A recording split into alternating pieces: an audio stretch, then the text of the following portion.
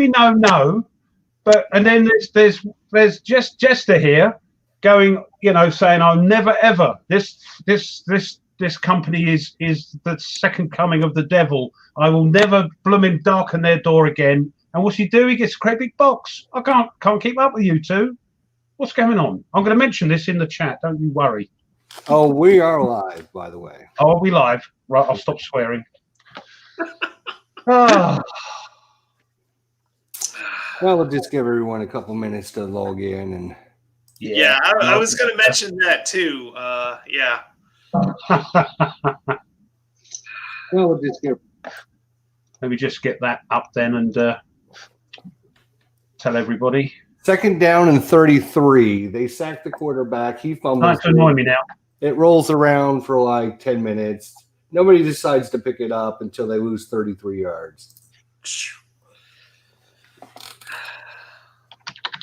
Oh dear. Richard Kerr is here. Thank you, Richard, for coming Hi, Richard. on. I'm just trying to tell everybody. Let's get that up there. Doop-a-doop-a-doo. But yeah, no, it was, you'll see. There's definitely some quiet times, like when me and Kev were playing. There's definitely some downtime. Yeah. It's, you really gotta like it or want to watch it to really want to watch it. So. Well, yeah. I can ever done what I'm clipping or something, Yeah, well, a lot of let's see. Kyle Seeley was on, and he was setting up the BCS Last Blitzkrieg, and he's just had it up listening to us. And I had some fun rolls, and like I always do, you guys. Like I said, I said on the live stream last night with Kev, if you want to win a game, play against me.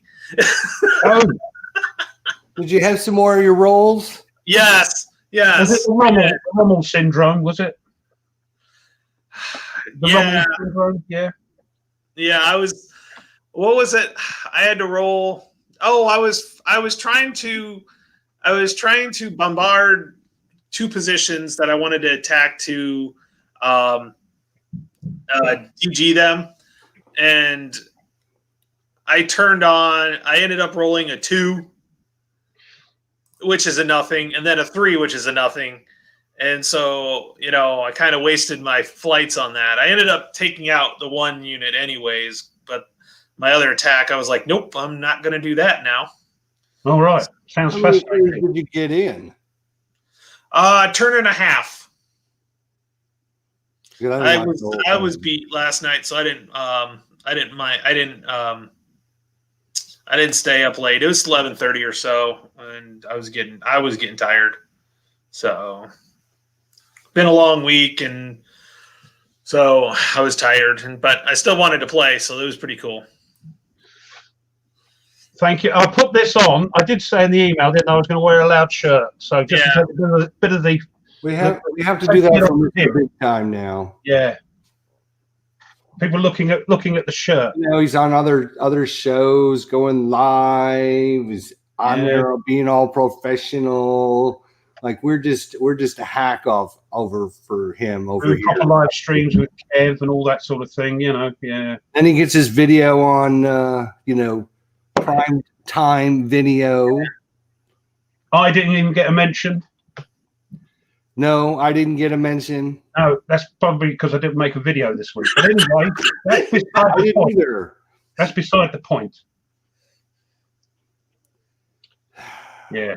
See, I get all dressed up, trying to look, because you've got celebs here, and you two scruffy. Look at this pair of you. Look. I changed shirts. What are you talking about? This is a brand new shirt. Yeah. Dex says should have made the effort. You know what I mean? What can I say? All I know is you Brits and your loud shirts. I don't get it. Well, this is actually one of my gigging shirts. Like that, because when you're on stage, of course, you have to be louder than that. You have to be about over the top, don't you? So yeah, I wouldn't wear this normally, but tonight I thought, oh, Victrix, that's a UK company, isn't it? I should have wore something a little brighter for for our big time celebrity host. So what is it like being big time celebrity host? Yeah, like the Oscars, isn't it? It's a lot of responsibility, actually. Yeah. I hate it. Actually, after watching it, I hated it. I'm like, oh my god, that was so cheesy. I was like, oh my god, that was so cheesy. That's why I don't edit and watch my videos, because I can't watch myself. That's why I always edit and watch my videos. I'm like, oh, why does anybody want to watch this? And guess we should. Yeah, but yeah, you got your. I guess you had sent your video a while ago to. Yeah, I was back. I think he did that in November. He started doing that in November. I was still playing. I was going to say it's been a while since you actually played that. Yeah, so he put you at the top of the list, isn't he? Probably because he forgot me last week, and I did like 5 videos last week.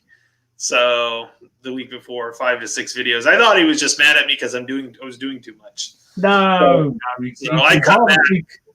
He would rather, I would think, and I don't know because I'm not Dan. I'd rather him have too much than not enough to choose from. You know. What is that? Look at Ruff putting out like all his lighting gear and everything. Yeah, sorry, it's got a bit funny here because I've got my new jig thing here. Look, I see that. Yeah. That's nice. Yeah.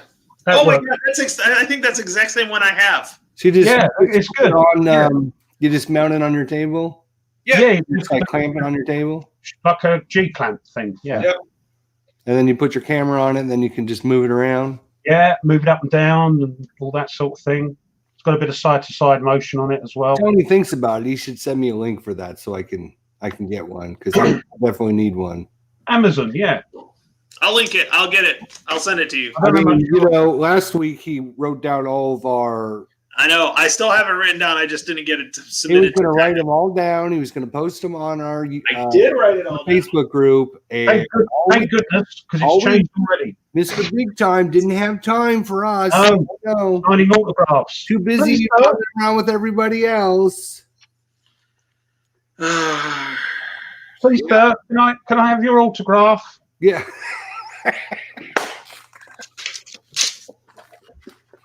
Oh, I'm so glad it's you, Tony, not me. What's that say? It's my autograph.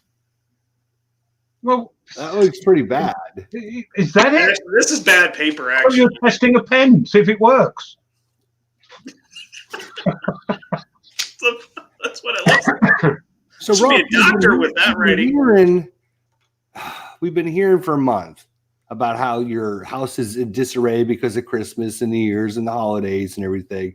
But yet you still have a table out there behind you, and you put out a total of 0 videos this week. So what the hell were you doing? I've had a bit of a week, boys and girls. I don't know if you saw that for Christmas, I got bought a new video camera, sort of camcorder, and I thought, oh, lovely. Got it all going, wired it all up, and it's useless. There's no, it's a very single focus, so you can't bring things in and out and get them into focus. And the quality was supposed to be 1080, but it was rubbish. So that's going back. And what I'm doing is getting a webcam like you two guys have got. So hopefully that'll turn up next week. But I thought, okay, I'll use my old phone. And then that decided to die on me. So I've got a new phone coming Monday as well. So sorry about that. Hence it was all set up, ready to rock and roll, see? And nothing's happened. So apologies for that. But hopefully next week we should start to get back. So you're getting a better phone, I'm hoping? It's the same make, but an upgraded one. Yeah, I'm on the contract. Every so often you can upgrade your phone, can't you? Yeah. So I've gone past that due thing. So yeah, I got to the point where I don't want to go over a half an hour, because if I do, it makes a separate file, or it's like 33 minutes. Oh. So it automatically makes a separate video file, and then I have to edit it. Oh dear! Don't talk about editing. Well, it wouldn't be a problem if I realize the software editing that I was using actually downgraded my video quality. Get Shotcut. Yeah, it went down to 720p instead of keeping it at 1080. Shotcut, you can do it what you like. You can export it for what you like. Well, I actually found how to fix that, but it just takes a lot longer. So what I like to do now is just video record it and then just upload it straight from my phone while I'm when I'm done with it. So you're doing a Kev, aren't you? You're going all professional and all sort of, big time, aren't you? Not big time, just not. I'm not going to spend the time. I'd rather put more videos out, play more games, than spend too much time editing. Yeah, but the thing is, Tony, when you play a game, you know sort of what you're doing. I've got other issues to deal with. I've got to re-record that because I completely bollocked it up, So the software I use for editing, it's free, and it's called Shotcut. Shortcut or Shotcut? SH Sierra Hotel Oscar Tango, Charlie Uniform Tango. Shotcut. Okay. And I use the HD Movie Maker Pro from Microsoft that comes with Windows. So yeah, that's the problem. See, the only thing is I'm just trying to splice two pieces together all the time. Well, all you do in Shotcut is drag one down and then drag the other one, and it goes clink, and it's joined. Well, that's what this one does too. Or you can fade. You do fade in. You can't do. It's not a high end thing because it's free, but it's more than I need. So. Yeah, I did upgrade to the Pro, which was because of the time. It only does the free one only does so much, so it was like $7, so it wasn't expensive, but it can do just about anything that I would want to do and stuff like that. So well, it exports at 7. See, the limiting factor now is my computer, which I call the old toaster. So I can't export above 1080 30 frames a second. If I try and do it 60 frames a second, not that I need 60 frames because we're not jiggling about a lot, are we? So it goes, you're having a laugh, and goes on strike. So it'll do 1080 30 frames, which is good enough, I think. So, we're not doing video games or anything like that. We're not doing fast moving stuff or lots of running and jumping. So are we boring? Is he bored? Well, he's afraid they're going to lose. Are they going to lose? I have no idea. It's possible. They're only up by 3 points. Ooh, that might be a fumble.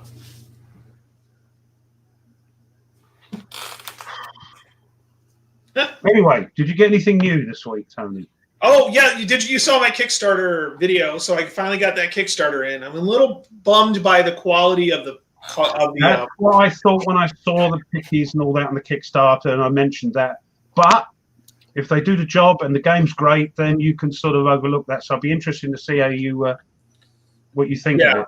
Yeah, I've got somebody said they wanted to see the 20th, which was the one where at least the counters just fell right out. I saw that. You went, all over the place, picking up everywhere. Yeah, so that was I plan on doing that. I'm still got SPQR up. I just finished part 2 that I'll have to upload later because I accidentally hit the stop button.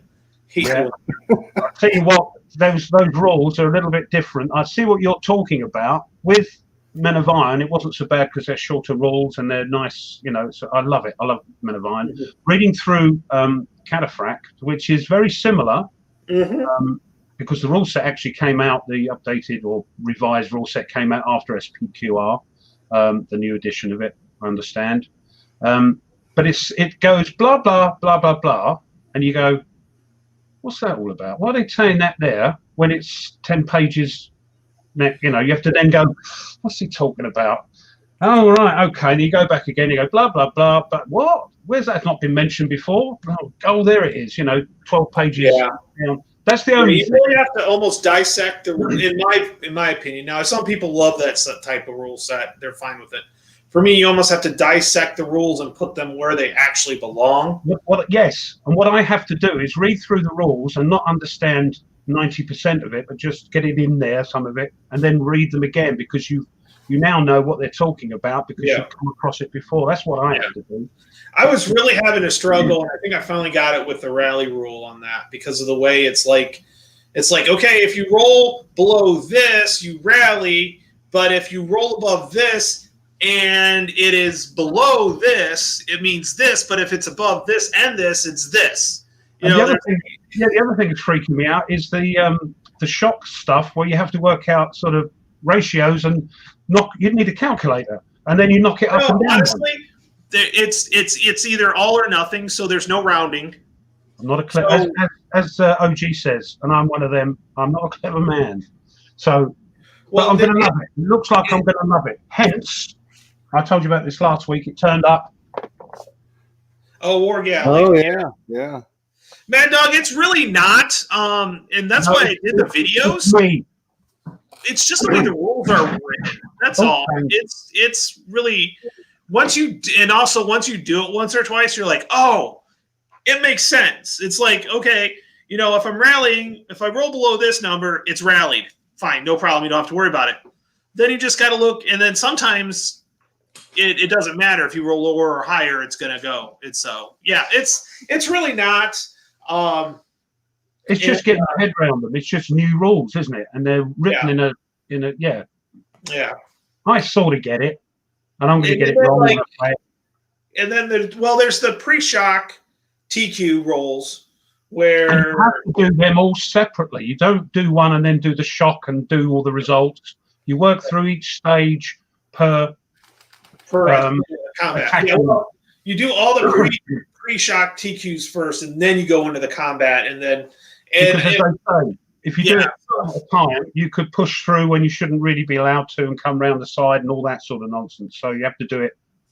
Yeah, exactly. So I thought, did I read that right? And yes, I did. So and the cavalry pursuit's an interesting rule. I had to deal with that today. Do you get phase retreat from that? Yeah, because I had cavalry going after a guy. It routed. So it's route movement, and then you roll a dice to see if the cavalry pursues. If they get below or higher than your troop quality number, it keeps going until out of control. And then your cav goes off the map too. Now it doesn't count for route points, and there's a way to bring it back. And so I did that. I probably would normally have waited, but I wanted to show an example. Oh, the thing. Yeah, there's things like uncontrolled. They go berserk, don't they? Yeah. And there's the elephant. Yeah, I'm definitely going to do 2 more tutorial videos for sure, if not more. But one is definitely going to be on the cavalry pursuit rule, because there's enough to it that I could do a quick 5-minute video to help explain it. And then I'm also going to do the elephant rampaging, because that's fun. It's fun. I had to figure out exactly, but it's fun. And by the way, hex to hex, I will tell you that other than the map I'm playing, all the other SPQR maps have terrain on them. Of course, a lot of them are just wide open spaces because that's how they fought their battles. Yeah, there were big long lines of units. But the thing with Cataphract and Devil's Horseman, they got something called feigned retreat.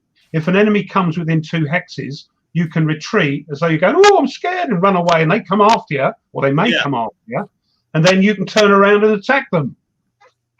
Yeah, there is a if you're set up, if you see some people coming and you don't want to do the shock combat, there is an orderly retreat. I have not done that yet. Orderly retreat as well.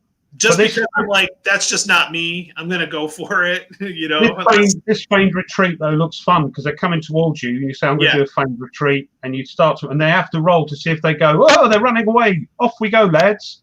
Yeah. And they run after you and they get a disadvantage because you can then turn, advance, and go into shock with them. And just they go, oh, like that. Yeah. Not quite as camp as that, but they might go, oh. Like that's a bit better, yeah. That's more sort of GBOH. Yeah, sorry about that. Yeah, no, I'm enjoying the system. I think I am. That's why I'm going bonkers, picking up deals whenever I can and cheapy. Mm-hmm. I do have Caesar and Gaul, and and that's the one where they're combining that one and Caesar, the Civil Wars. But the Caesar and Gaul probably is the least best. It's the lowest quality. Like counters and stuff. Yeah. But I have it because I did buy Boudica's Rebellion because you have to have that to get that. Then that's not included in the new package. I looked at that. You still have to buy it separately. Yeah. But I'm going to get the new one because I don't have the Caesar Civil Wars or Rome Civil Wars or whatever it is. Yeah. And I'd like the updated copy because they basically took both of those games, put it into one rule book. Like they do with Men of Iron. Yeah. Yeah. So I don't think there's going to be too much. I think because SPQR is Rome and that's Rome, I don't think there's going to be much on the SPQR side. Alexander's a little different. Yeah, I've got that on P500 and Hoplite. Yeah, I don't have Hoplite. I don't know. All right, just an update. There's 8 seconds left. So once this last play happens, we can all get focused. No, we're fine, thanks. You carry on. Yeah, you're good. Yeah, you go up there, it's fine. You know, you two big timers now. I mean, I can't get a word in anyways. You're just running your own conversation. The guys and girls are joining in. It's not just us. I'm watching. I thought maybe you were having a heart attack in here.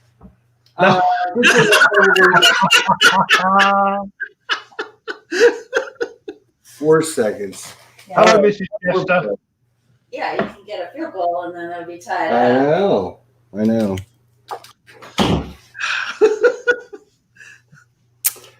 4 seconds left. So one more play. They can't kick a field goal from where they're at, so it's going to have to be a Hail Mary or something really quickly out of bounds. Unless it's a defensive penalty or something. This thing here is quite hard to get. I'm pleased I've got it. It's partly punched. Yeah. But there's over 1,000 counters in here. Are you serious? 500 actual units, nearly 600, and nearly 600 counters. You know, markers and that. Bonkers, isn't it? All right, boys. Yeah. This is supposed to be a professional sort of stream, isn't it, Tony? That's No. Now you're up in the echelons of notoriety. Yeah. I'm surprised you want to be involved in this. I know. If I wasn't desperate, I wouldn't be, Tony. If I was in your position, I wouldn't patronise it at all. That's right. You know, I've done this. Rufford's desperate. He still needs to ride my coattails. Tony, first of all, we got him on the show when he had like 52 subscribers or something, crazy. And then, of course, I got him some subscribers for the Wargamer. Then he figures, pretty smart guy, this Tony. He says, "Oh, ID Jester plays sports. I bet you if I do some sports stuff, he'll send some more people my way." And so now he's up to like 400 subscribers because I sent a bunch of my sports simmer guys over to check out his videos. So, I mean, Tony, he's a smart guy. He's got it all figured out. He will drop you. He's gonna ride us until he's free, and then he's probably gonna start his own show or something. I don't know. I'll be like Ardwolf and just clip my counters and talk. Yeah, he's doing well. Hey, I jump in because there's some good conversation. He has some good conversations. Yeah. It looks good fun. There's lots going on. Lots of interaction. Douglas. I saw Mike was on too. So Mike, I'm sorry. Berticelli. Yeah. Oh, Mike. Well, Mike was supposed to get a hold of us. Yeah, better be good, Mike. That game better be good. I'm looking forward to it. Mike was supposed to get a hold of us on a little 4-player. Oh, yeah. I think maybe, he watched my rant last week and he's like, "Oh, I don't know if I want to do this with these guys." I think he just watched us and went, "Thanks, but no thanks." Thanks, but no thanks. Yeah, where the hell were you, Mike? We're still waiting on a post, an email. I don't pressurize the man. He's busy designing games. He'll do it when he's got the time. He'll contact you when he's got the time. And I shall look for that'd be fun because I'll make a complete pig's ear of that as well. So don't be on my team. Are we all individuals? in the game. Oh, he sent Tony a geek mail, and Tony was too big time to bother to tell us about that. What? I didn't even know about it. Oh, now I see it. Okay, wait. Hold on. Tony. Jesus Christ. What are you doing? He sent it today at 1:10. He sent it today at 1:10.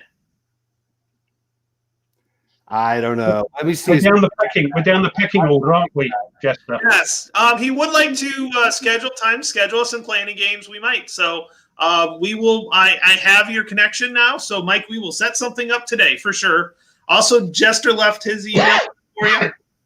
So we'll definitely. I'm up for it.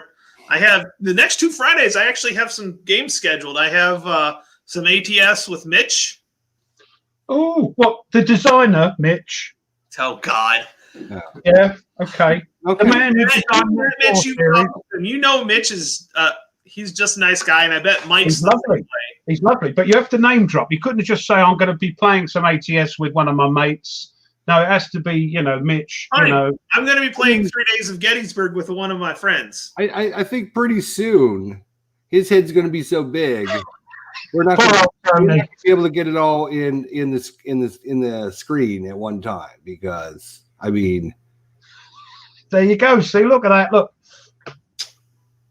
But if it's not you, Tony, it's me in it. So I'm just glad the guns are off me for 5 minutes. Today's it's about me. Well, I don't know. He was picking on you for that mess you got behind you. Oh, see, now he's trying to redirect. See what he's doing. Yeah. I told you what you're doing. We've all done the course, Tony. We've all done the course. Right here. He's he's smart. He is really smart. And the fact that you didn't get any videos out this weekend. He's like, people are counting on you, Ruff, to put videos out.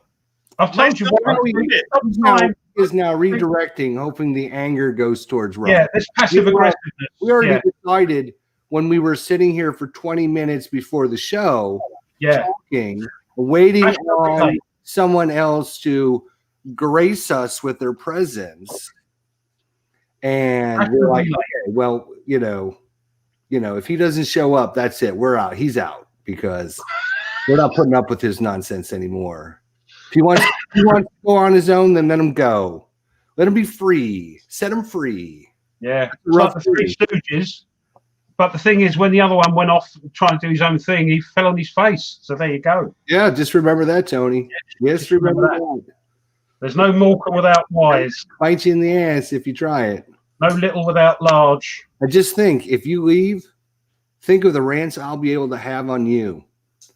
Every time you do something wrong, I'm going to be talking about it. I'm going to be mentioning it. I'm going to have a rant. We'll have a video clip of it. Oh, it'll be wonderful. That's why I haven't left. He's got so much on me, Tony.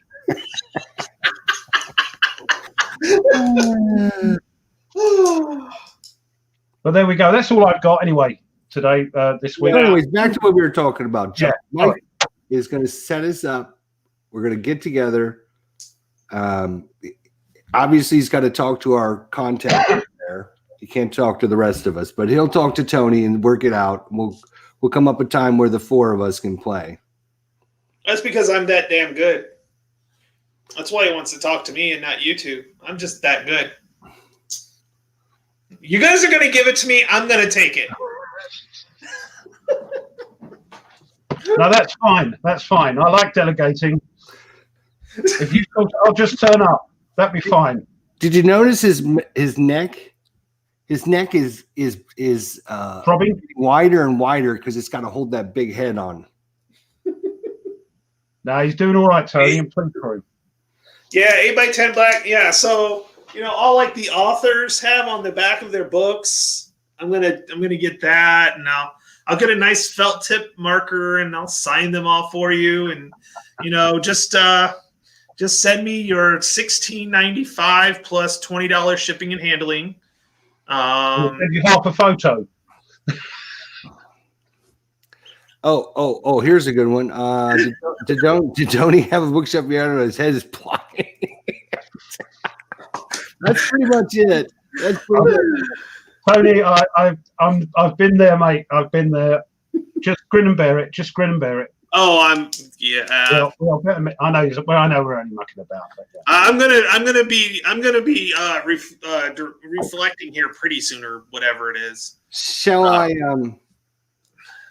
bring up the saga with DVG continues? I thought it finished. Well, I had replied back to them, and then they replied back to me again. And then I replied back to them, and I'm still waiting on another reply. But do we even want to go there? But basically, what they told me. Let me bring up my email here. What was it? And just wait a couple of years, because then he'll start buying DVG again. Because apparently that's what he does. Because he bought Stratomatic Baseball, and then what does he do this week? He bought a box of Stratomatic Baseball. He was going on that was a rant, wasn't it, about that particular sports company who I can't pronounce because I keep saying Stratagem Marta, but they're a Polish game company. Which make great games, by the way. Yes, they do. And now he's got a box of the stuff, and he's going, "Don't shoot me! No! What's he do? What's he made a deal? What's he done? Done something? Done a bit of the old dodges, has he? With the company? Send me your stuff. I'll promote it. Yeah, but you badmouthed us. Yeah, I'll get round that. Yeah, that old malarkey. Do you reckon? I've been killed all week. I can take it. I've been killed all week. I can take it. Yeah. But why? Why did you do this? I got my cards ready to go for the next game and everything ready to go. What changed your mind? Well, first of all, for those people who don't recall, I talked, and it's very similar to DVG, okay? In that I don't mind the actual games that they produce or the rules or playing their games. That's not the issue we're talking about. We're talking about the management and the company that produces the games. There's a big difference between, like if you root for, let's say you root for the Buffalo Bills, but you hate one of their players, right? You don't hate the Buffalo Bills because you hate the one player. You just don't like the one player. That kind of goes to the same thing. It's a DVG. Their games are okay sometimes, and when they don't run issues with the products, they can produce okay things. But when they frick it all up and they don't back what they produce, then that's where I have an issue. And the same thing goes with Stratomatic. Stratomatic is a company. It's the only sports game company that I know of that every time you buy something from them, they charge you $2 for shipping and handling. $2 for shipping and handling. Plus, is that plus the shipping? Plus the shipping, right? Yeah. Okay.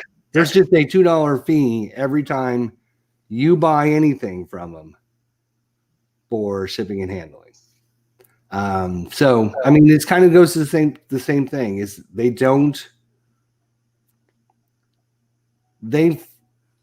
their attitude and DVG attitude is kind of the same thing. Well, you know what? Take it or leave it. This is what we do.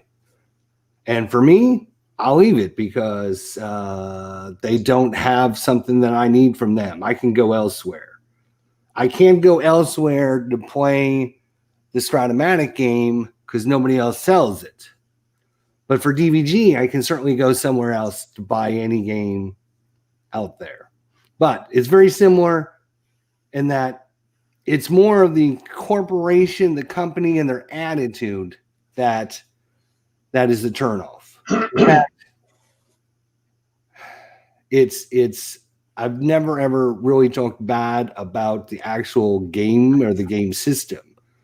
Like when we look at, say, a game like Panzer Battles, right? We look at Panzer Battles. We look at the game system, but we can talk about how the map doesn't look right, or the counters don't do this, or this doesn't do that. But the game system is all working and does what it should do. So that's kind of the difference.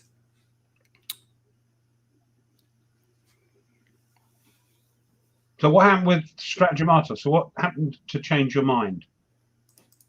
Oh, I've never had a problem playing the actual game. In fact, if you go back and look at my channel, I did hundreds of videos from their game. The issue is I have problems with the company, right? Because they can't get their act together. For example, and I know we don't want to just sit here and talk sports, but no, when I'm playing their baseball game and my team scores 10 runs in an inning, the program is so bad that it can't actually put 10 runs up in one box. It'll put a 0 there. If you score 11 runs in an inning, it'll put a 1 there. And they've been using this same generic interface since 1993 and just with slight updates. So basically think of, to put it in Wargame terms, if you were buying a game from a Wargame company that was doing the same things they did in 1993 with the same quality. And you mean DBG? Or you mean Decision Games?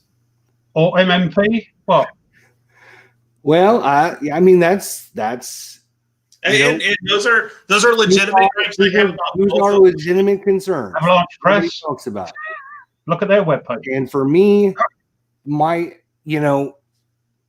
and this is a great discussion to have, really, because as you guys know, 2020, I was going to rebuild my Wargame collection, and I went hog wild, and then we bought tons and tons of stuff, and we tried out tons and tons of stuff, and you know what? Of all of that stuff that we bought, there is just a very small amount that works for me.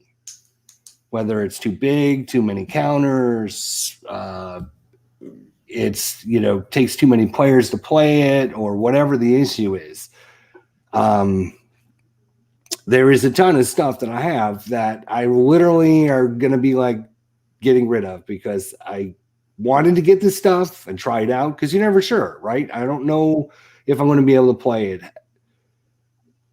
if I'm going to have the space, if I'm going to have the time, or whatever. And then when you get it, you're all excited about it. There's a lot of games that I'm sure you guys buy. You get them, and you're like, oh, yeah, we're going to put this on the table. And then you put it on your shelf. 2 years later, you look at it and go, damn, whatever happened to that game? Well, hopefully there'll be 10 less this year. Excuse me? There'll be 10 less this year if we all do what we say. Well, I mean, that's kind of our goal. But yeah, that's fair enough. I mean, Tony, you were talking about ATS and the parent company. You deal with a second reseller, don't you? You sell, you buy from somebody else, Mm-hmm. So but the game you love. So it's weird, isn't it?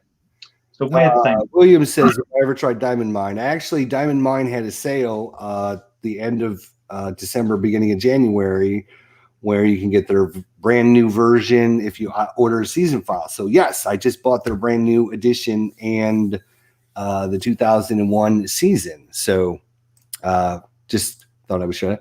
MMP games. He wants to buy my MMP games. Yeah, Hex is a big MMP guy. He really likes his MMP games. There is a lot of issues with some of these companies, which is a damn shame, because if you've been watching, if you're a subscriber to my channel, I've got like 18 different baseball games, right? And I thought, well, this would be the way to do it in wargaming, right? You buy a bunch of games from a bunch of different companies. You get to experience all kinds of things. And I'm telling you, it is completely different. It is absolutely completely different. I don't care. Mo's here. No! I want to publicly, on channel, thank Mo. Here we go. Name dropping again. He's on his Christmas. Hang on. There you go. I was on his Christmas Wargame chat that he had, Whiskey Charlie, and he was giving games away that so I could help teach kids or my boys or whatever. So he sent me this nice package. If you see, it's not opened. I actually would save for today. so I could open it. I know what it is. Oh, But- because you can now send invites to people like Mo to come on the. It's getting No, it's getting dark. And You know what? sent me 2 games,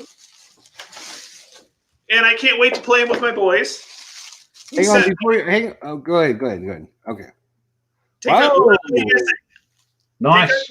West Front, which Lock and Load Publishing, great counters. They're big, and what's nice is the counters are big, so big, good size that I think my boys will be able to handle them without too much of an issue.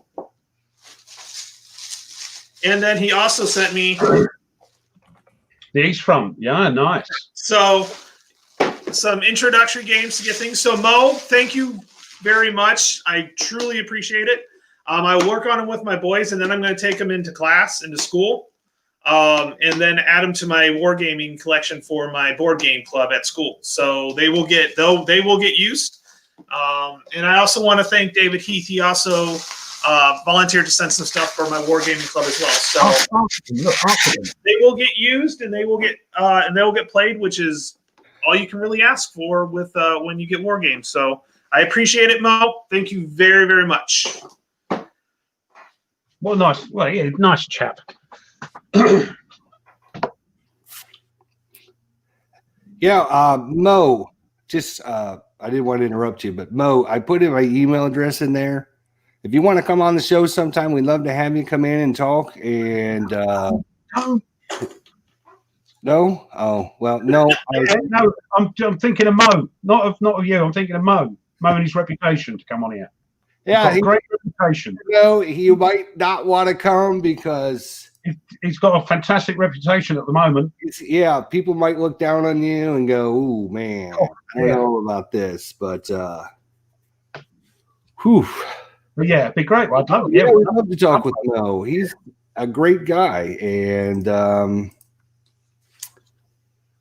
so if we can get him on the show, that would be awesome. yeah. Cool. We'll get you scheduled in there, Mo, for sure. So yeah, that was awful nice of him.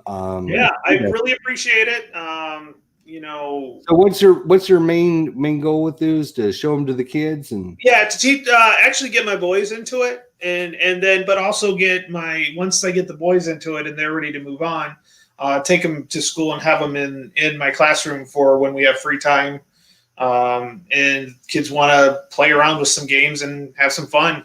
So You can't go wrong with tanks. yeah, that's Mo was a tanker. If you guys did not know. no, I didn't know that. No, I didn't know that. Yeah. No, Yeah. yeah. So I got tank games from a tanker, so that makes sense. So, but I do appreciate it. It's going to be fun.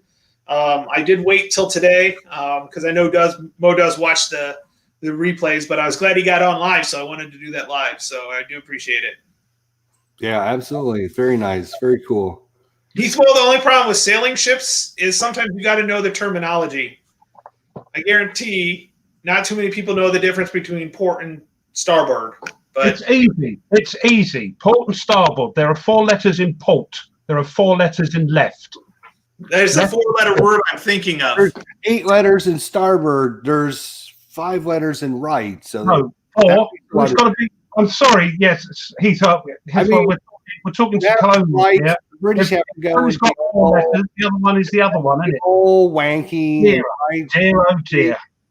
Port, stern, upside down, No. Port and starboard, Hey. aft left. and stern. Forecastle. Talk about War Galley. You just got that in. Yes. What do Just you know? got that in. And I don't know. I haven't got a clue what it About, like 12 quid, 20 quid. What? I think it was about. We're talking British now, right? We're talking about $30 quid. quid. So you're getting it. I can go. Yeah, it's about $30. Yeah. Yeah. Is that in the shrink? No. It's partly punched, but it's very hard to get hold of, evidently. So Looks I'm like it's a great shave. What? What's he taking a mick? What's he doing? Mo. Was there a comment? It's the look when your wife gives you when a new war game comes in. Nah, that's true. Or for roughs when tables show up. Don't. That's right. That's right. He doesn't know about the second one. I've hidden it behind the door. Well, I mean, you're like milking this. We started talking about this earlier, and then Tony got us sidetracked again. But As you've usual. been milking this for like a month now. It's now January 9th. It's Christmas is like 3 weeks ago.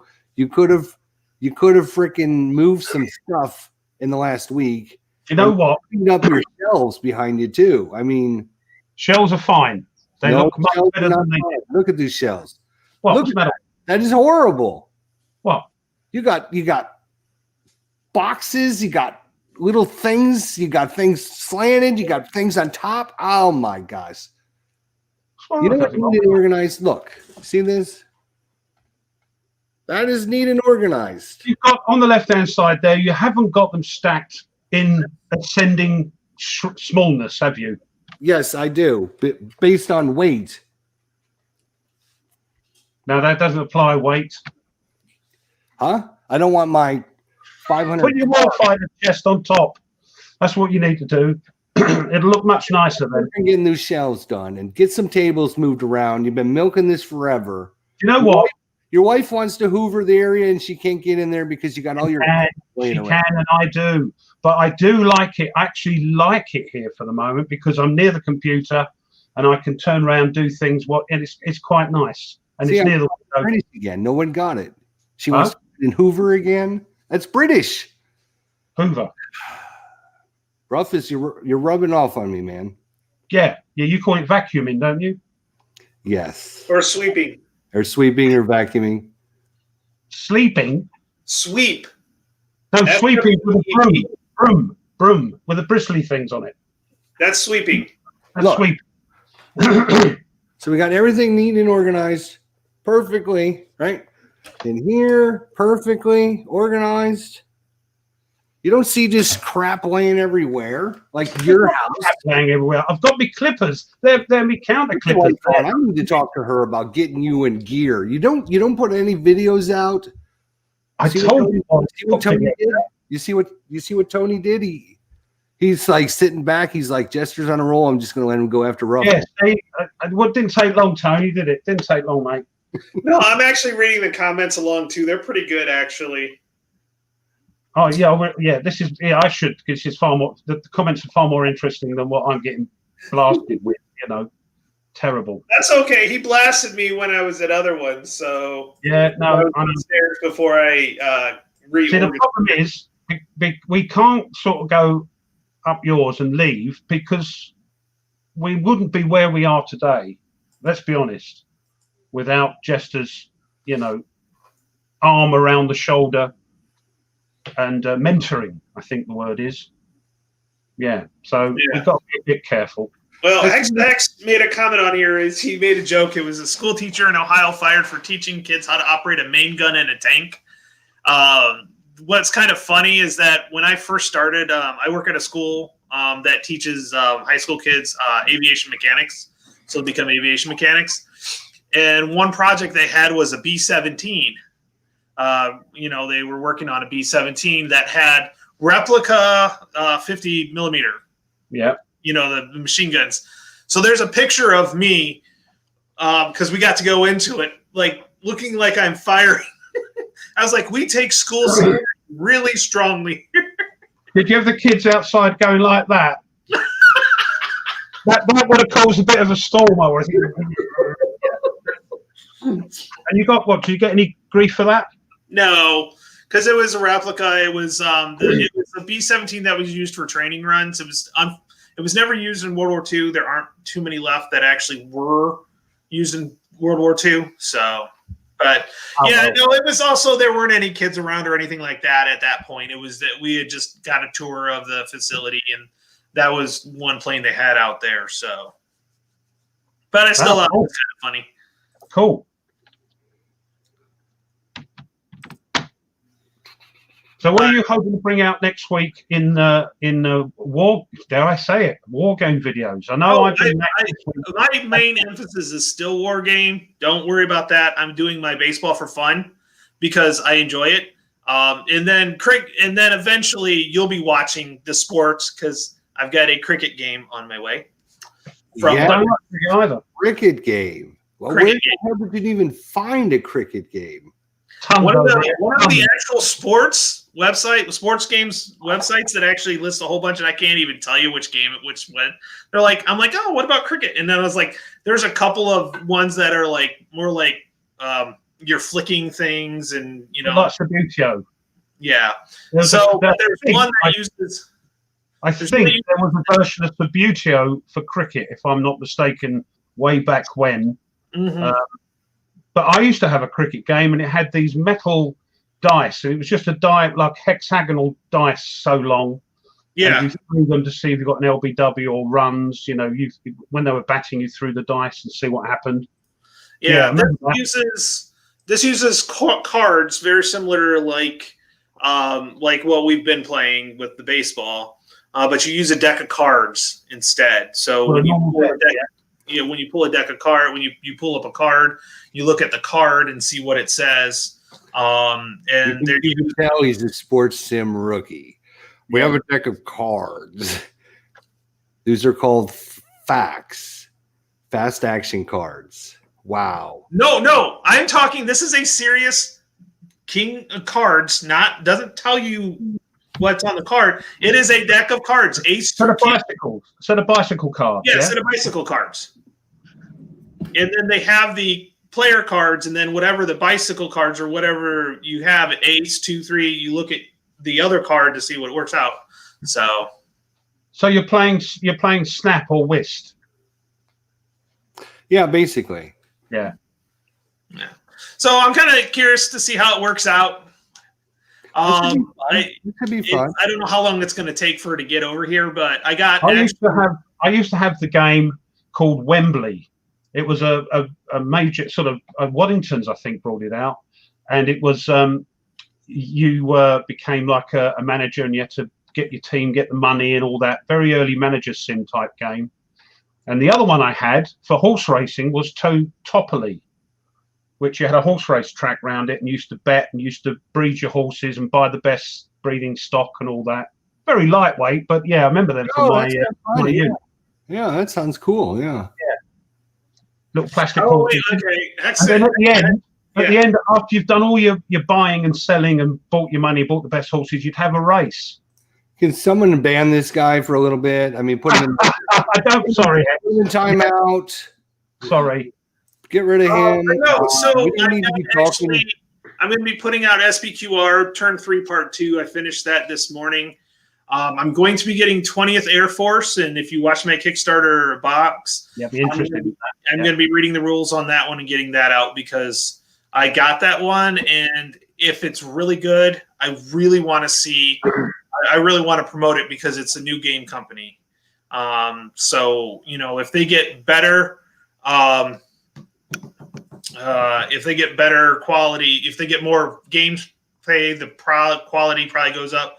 Like I said, I was a little disappointed in the counters. Not extremely. What did you find out what that complete blank set was for? No, I think it was just an extra sheet. Of blank cards. Well, that was nice. All right. Yeah, blank counters. Got a whole bunch. I don't know if I'll have to actually clip those because they're side mounted, which sucks. But they seem to be falling out and not having too much of that. So I may not even clip those because they're really, the sharp corners. There's no spurs or anything.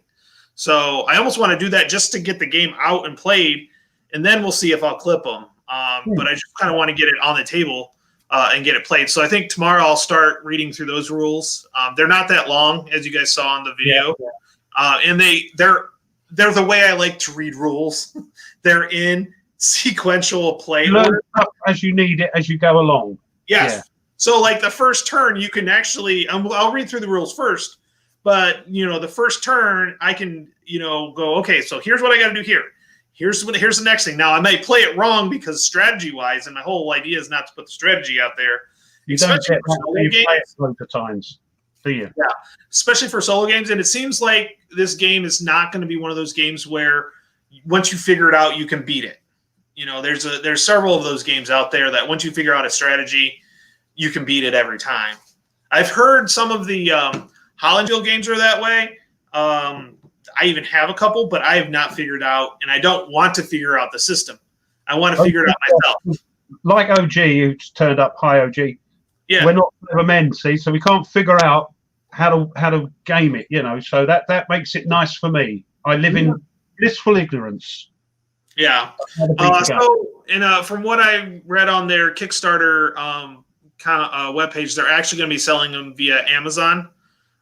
So I think they're waiting about 2 weeks before they start with that. They kind of got delayed getting games out because of the winter storm they had on the East Coast right before Christmas or so. So they kind of kept getting delayed because of that. But still, I ordered it in October or backed it in October and got it in January, and you can't complain on that one at all. Not bad. I'm hoping they'll get it on Amazon UK. So there might be some sort of, might take a few more weeks, but yeah. I'll wait to see what you think of it, and then I'll buy it on your recommendation. And God help you. Well, you can watch how I play it, and you can determine that for yourself. I will never recommend or not recommend a game. I will say whether I like it or not. I don't. You know, because what I like may not be what you like, may not be what somebody else's likes. We play it and go. We play it so other people can watch them and go, "Nah, I don't like that." Or that looks fun. He's playing it completely wrong, but it looks fun. Mm-hmm. So yeah, that's the whole idea. You know. Yeah. So, but that's definitely going to get the table this week. My kids are going back to school for at least a little bit, a couple days a week right now. So that gives me some quiet time in the house when I get home from school. The house is full. So my question, since we talked about it a little bit, and then you guys got off in this wild tangent again. We were talking about the sports gaming and other gaming and everything. I think it's very interesting that most gamers are gamers in the sense that they'll play multiple different things. How many people out there, and I'd love to know the answer to this, how many people out there play a lot of other games besides just Wargame? If you consider yourself a true wargamer, do you play other games besides war games at all? Whether you play Euro games or card games, or I know me and Tony, we do a little bit of sports on the side. Ruff, what do you do? Do you play anything else besides war games? I do. I don't have a lot of time at the moment because the time I have is used to thingy. But I love backgammon. I'm a great fan of backgammon. I play card games. I play fantasy games. In fact, a shock horror. One of my games I've got a video. It's going to cause, because you guys have been sort of going off the curve, I'm going to go off the curve with one game I play quite a lot. Very simple, fun game, small footprint. And it's a science fiction survival game. So it's not a war game. It's card driven. And it's a print and play. Doesn't cost a lot. So yes, in answer to your question, doing a Tony here. Sorry. Yes. Okay. Because let's just see what we get for answers from our wonderful viewers.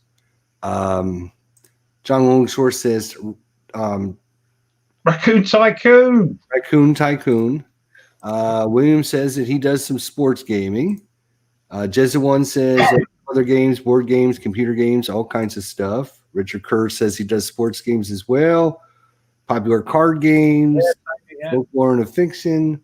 Sucra, love backgammon. Good game. Got Tainted Grail on the table at the moment. A sports gamer dabbles in wargaming. The name like that, Steve, fact. Golf, lots of computer games from Hex to Hex. All right. Hang with friends. We can get together and have the friend Friday dinners. Lovely games with beer. Yeah. I think it's I think if you play war games or you play sports games or you play card games or whatever. I think you are just a gamer and you enjoy playing games. I know people that don't play any board games. They don't play any of that stuff, and they think it's boring, and they just don't care about it. But everybody, just about everybody I've met, whether it's been my sports sims friends or it's been my wargaming friends, when I talk to them, a lot of people, especially with the sports and the wargaming, they're very intertwined. OG's the same. People play a little bit of both, and I think so. My question would be, if you consider you're a war gamer, or you consider you're a sports gamer, why do you look for other avenues out there? Is it because you want to just try something different? Is it because you don't want to get bored? Is it because you're burned out? I think, that's kind of where I'm at in wargaming right now. I went so into wargaming 2020, and I think I just put it, front and center 24 hours a day, and it just, after months after months after months, it finally just peaked, and I just couldn't do it anymore. So I'd be interested to know from Tony and Ruff, and then from our wonderful viewers again, what is it that, if somebody meets you and go, oh, hey, you're the war gamer, you go, yeah, I'm the war gamer, but yet you have this dark side. That's what everyone's telling me this week when I went back to school. Oh, he's come back to the dark side now. He's no longer doing war games. But for me, I just consider myself a gamer. I play war games. I play sports games. I've got, tons of other games over here, Dominion, and I did the lots of different card deck building type things. So what do you guys think of this? Well, to me, it would be a burnout, because that even happens with some games. I get started on one, and I just get burnt out on the certain game for a little while. I need a break. So putting, because I have the Arkham Horror series. So I have Arkham Horror 2nd Edition. I have Eldritch Horror. I have Elder Signs. I have a ton of other stuff that I like to play too. And some of it's because it's faster. I'm not going to deny that. Some of it's I can get done in one sitting. But sometimes I just want something different. The sports games, I've done in an hour, and that's it. I also have watched sports. I'm a sports fan in general. So just watching all these different sports games and then being able to play them, I'll be honest with you, I found Jester because of two things, the sports games and the Panzer Grenadier. That's how I actually came across Jester. Because last spring, when there was no sports on due to the COVID, I was actually able to kind of recreate some games and play some sports. And that kind of filled that different spot with me. So when it just other things I'm interested in too, it's like, and that's why on my channel, if you look at my description, I like to play solo war games and other solo games, because there are a lot of other solo games that are really, really good, that are fun as well. It's just a lot of war games are easy to solo. So it kind of makes it, and that's how it kind of led me into that. I was a history, I'm a history teacher. I was into banking for 20 years or 10 years before I got back into teaching. And it was the history that got me back into the wargaming, but it was things like the Lords of the Ring, Lords of the Ring, the card game actually got me back into like board gaming beyond the usual, Monopoly with a family. Carcassonne was another one also. So yeah, I like it all. It's just fun. I like war games because I like the historical aspect of it. Yeah, that one right there. That got me really back into more board games, like the new stuff that's out, not the traditional stuff, but still teach the traditional stuff to the kids to get them going, And Ruff, before I would love to hear your answer, but let me catch up on just some of the things, because Tony was talking for 5 minutes again. We have like 67,000 comments to go through. So Mo says, I play other games too on computer and board, enjoy playing war games, but also nothing against Ticket to Ride with friends and family. In fact, Ticket to Ride is literally... That's supposed to be a really good, light, fun game, isn't it? It's literally right there. Yep. So great to hear. War games are king. Okay. We'll talk about that here in a second. The OG says I play quite a number of Euro-American style games, Transforming Mars, Feast of Odin, all sorts of games like that. Great. Hex to Hex says I did buy a Strategy Pro Football the other night after watching I'm a Red Sox fan. That is awesome. So yeah, it goes. Games, and then I love to explore military history. Just look a book. Love MMO computer games. Mo says wargamers are more open to non-war games. The non-war gamers are playing war games, in my experience. That's probably very accurate. I'd like to delve into that a little bit when we get a chance. Computer simulations like IL-2, very in-depth. Miniatures. Let's see what else we got here. No, that's true, I think. Change of pace. Mose says it's good to have a variety and keep the game playing fresh. It's good to refresh the enjoyment of the game with games outside of war games. Yep, I agree with that completely. Right. Oh. Yeah. All right. So what do you think there, Ruff? Well, my history of gaming is, as you know, or if you don't, I started out. My father was always a wargamer, and World War II, and that's where I get my sort of love of World War II. Hence all the blooming rows of books I've got on it. But I was never into the games. I was more into role-playing games, D&D, and the other fantasy board games. And then there was a big gap because life and marriage and all that sort of thing. And when I got back into it, I became a sort of computer freak. Call of Duty. I used to play that Call of Duty non-stop. And then I got back into the sort of fantasy games sort of thing, you know, a bit of One Deck Dungeon, bit of Tiny Epic, and other bits and pieces.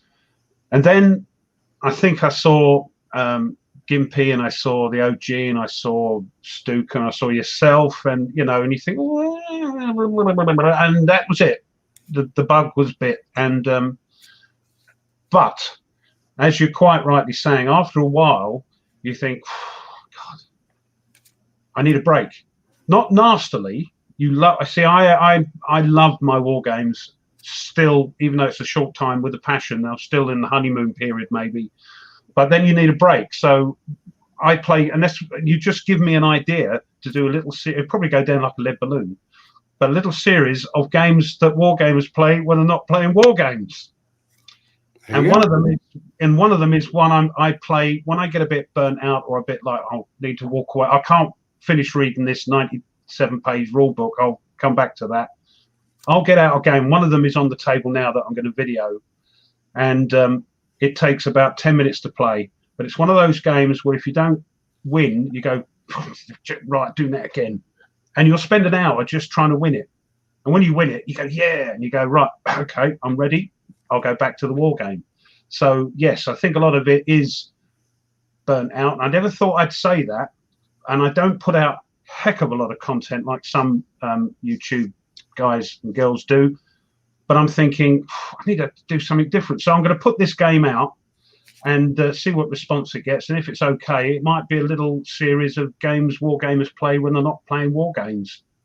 And that might be the fun. But yeah, I think burning out is a problem. And I think Mose and the other guys that said it, that war gamers play other games, but are war gamers, whereas gamers play games and go, war games? Oh, no. I think that's generally true. I don't know why it is, but there we go. There we are. What do you think, Tone? I think it's just an interest. I know a lot of. So before there was a group that I did get to play with once a month. We had a Saturday where we'd get together in church and play. And met a lot of people there. And there was a lot of people. There were a few people that were really into coin and block game war games, which is pretty cool. And there's a group around here, well, not anymore because of the way things are, but that really did do a lot more war games than that. But I think it's more of an interest. There's a lot of people that don't want to spend more than an hour playing a game. And that's fine. Sometimes I don't want to spend more than an hour playing a game. And I think I've got to the point where I'm like, well, I'll just play this war game until I'm, this turn until I just don't want to play right now. Sometimes it's an hour.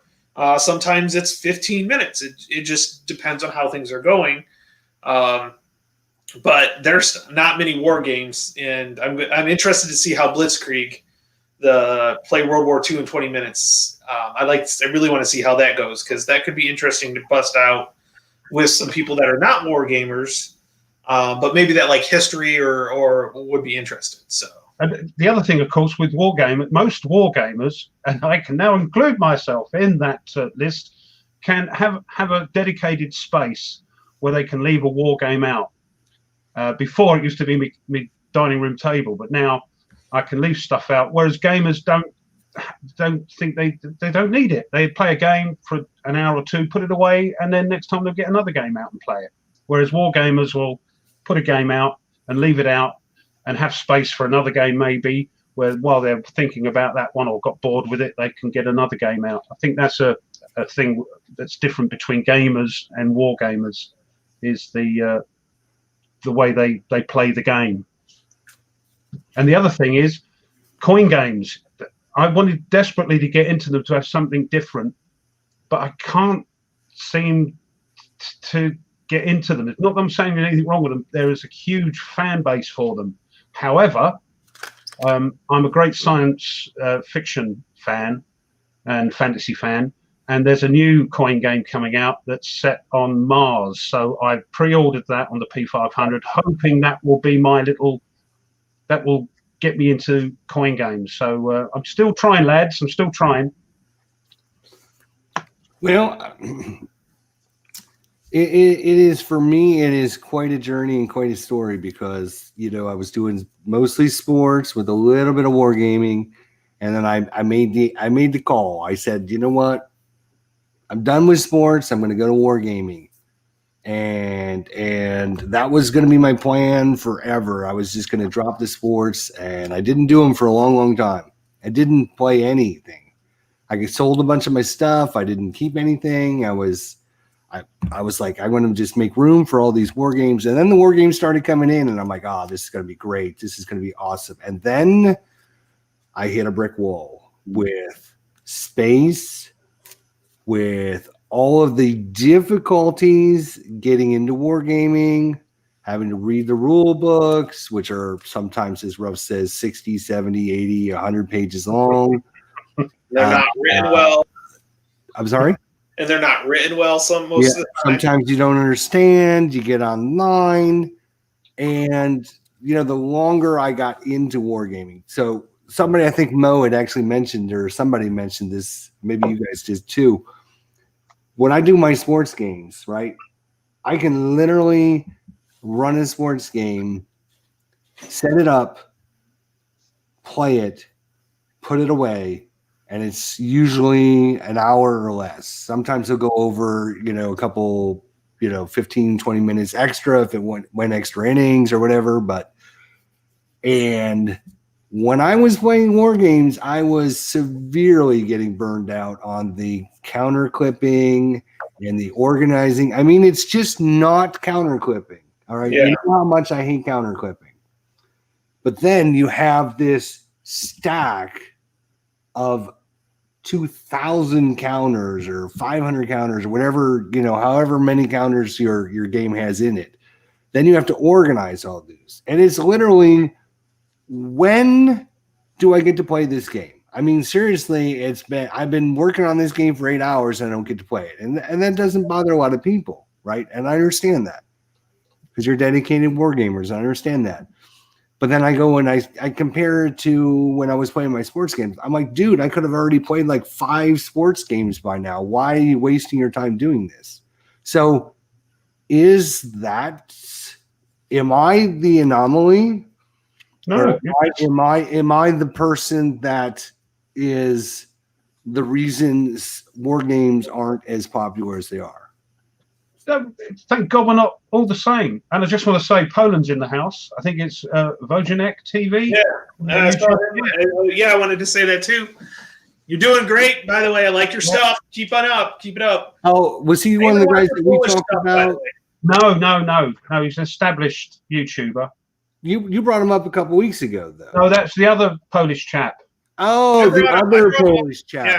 So what you're telling us is this guy didn't make the cut. No, he did make the cut, and he was nominated in the Chaz Awards. No, for you. I mean, why didn't you talk about this? Because he's established. Wow, that is pretty. I'm sorry, Wojciech. I'm sorry. You want to talk about the other Polish guy, but you don't even talk to us about this guy. Good Lord. He's well known. He's not well known. I don't know who he is. Yeah, but you don't get out much. I watch his English stuff and I watch his Polish stuff. I'm fascinated by foreign languages, and I love to watch videos in a foreign language just because I like to hear how they speak. I don't know what it is. It's just I'm just All right, you can still hear the enthusiasm, can't you? Focus. No matter what the language is, you can still hear them. Honestly, I think a lot of wargamers have that. How many wargamers do we know that are collectors more than players? I know a lot. Myself included. Yeah. I would say right now I'm a collector. Yeah. It's the organization is one of the things that I think a lot of us love. My ATS, I've been organizing that thing all Christmas break because to me it's like, okay, I got my Brits here, I've got my Germans here, I've got my Russians here, here's my Americans, there's my Japanese, and then okay, where do these go? To me, I don't know, it's kind of fun. I think most wargamers suffer with what is it called? Obsessive. We have to put things. We have to have the boxes a certain way round. Each box has to have the lid on the right way round, not the wrong way round. Say that, but go ahead. Sorry, I said your bookshelves don't say that, but go ahead. No, that's not bad. I've got to put that Marine 2002 on there. It's always good to be not that bad. Look at the books, and the books go from small to large. Is that what you're aiming for? Is to be not that bad? I mean, you should try to strive a little better on the show. Yeah, I've got stuff in the clip and all that. More effort into trying to be a little bit better than not that bad. I think he's being a bit over thingy, don't you? Anyway, forgot what I was saying now. Yes, I think it's this obsessiveness with like your ATF. You have to organize it into little bits. I think we're all like that. Because I kind of have fun. But don't you have to do that? Isn't that a requirement? I mean, you gotta have those little containers with all those different little pockets in there because you have to organize it all. Because if you don't organize it all, you're going to have a shit ton of stuff on your table. Sure. And I need a certain counter, and I'm just going to take me. It's like doing my puzzle, right? I'm doing my puzzle. I got thousands and thousands of pieces, and I've got to try and figure out which piece goes on square number 264. Sure. But that's not a collector. That's being organized. A collector is someone who buys games and doesn't play them and keeps them in the shrink wrap. For hopefully, I don't know how anybody does that. I get a game. That's what I call a collector. I get a game and I want to see it. Like I want to see the components. And what's funny is when I was reorganizing my games into 3 spots instead of 10, I found 4 or 5 games I have not opened yet. And I may do some box openings just so I can open them and take a look at them. And I was like, how is this not open? How did I not open this? Yeah. Stuka Joe is one of those, though. I think he truly does believe he can play those games. You think he does or doesn't? He doesn't play anything. He just films. That's all he does. Let's But be honest. what an amazing car it was! Did you see that? Yeah, he did that. Was that Monday that he did that? Yeah, you think my jaw dropped. I went, "Oh wow, that was wonderful, wonderful." I think we found Ruff's replacement right there. He won't. He won't. Nice to have He won't give you his used tissues. Stuka Joe's the man. He's the man. He doesn't need our help. He doesn't need our help. Somebody that knows Stuka Joe, you send him an email for I me. don't know Stuka Joe. I love the Send him man. an email because I Man want is to a know legend. he'll come on and talk to us ruffians over here. Do you know what? I'll ask him. He's Mo, going to say, I was asking myself the same thing. I think I'm going to have to do several box openings and kind of, schedule them out because he's like, how the hell do you leave a game and shrink? I was thinking the same thing. How did I do that? I know I have coin, Falling Sky is still in shrink, and I bought the expansion. New and shrink.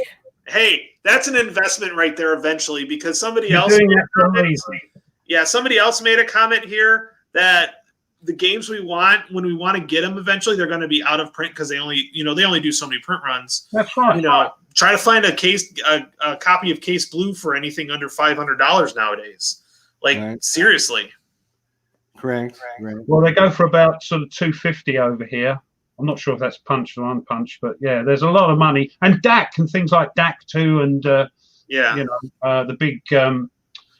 I broke my collection. I broke my idea of a collection of all the OCS games, and I sold 2 of them because I needed a new computer.